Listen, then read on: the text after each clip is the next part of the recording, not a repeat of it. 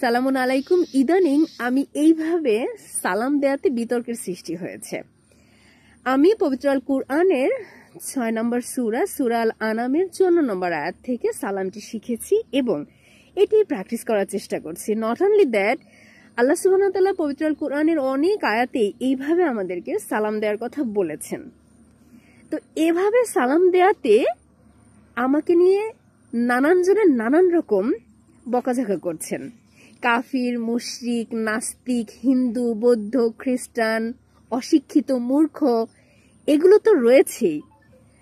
আমাকে শুধু নয়, আমার পরিবারকে সহ জাহান্নামে পাঠিয়ে দিচ্ছে। অর্থাৎ আমরা মুসলিমেই না, পরিবার একটু শিখায়নি, নানানভাবে অপমান অপদস্থ করছে।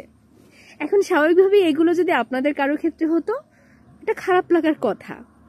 কিন্তু জানেন, আমার না একটুও খারাপ লাগছে না, বরং আমি ভাবছি বর্তমানে বাংলাদেশ মুসলিম প্রধান দেশ, ঘরে ঘরে হাফেজ আলেম রয়েছে, অথচ তারপরেও একটি মাত্র সালাম, দুটো শব্দ সালামুন আলাইকুম, এটুকু বলাতে আমাকে এতভাবে অপমান অপদস্থ করা হচ্ছে।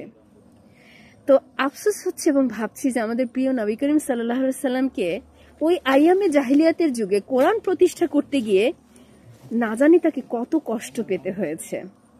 ইনশাল্লাহ এ বিষয়ে বিস্তারিত লং ভিডিওতে বলবো।